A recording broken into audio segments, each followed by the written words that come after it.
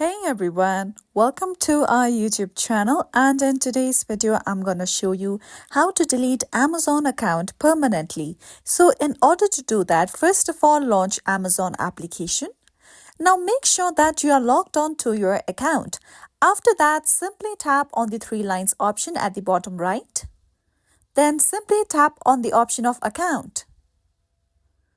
Now once you come here, simply scroll down below till the bottom and then simply choose the option of close your Amazon account.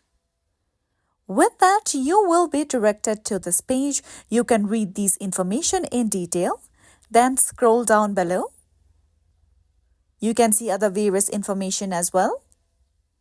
Then you'll see a note that says account closure is a permanent action, which means that you cannot reactivate or open your account again.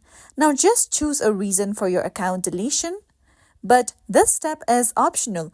Then make a selection on this box that says, yes, I want to permanently close my Amazon account and delete my data.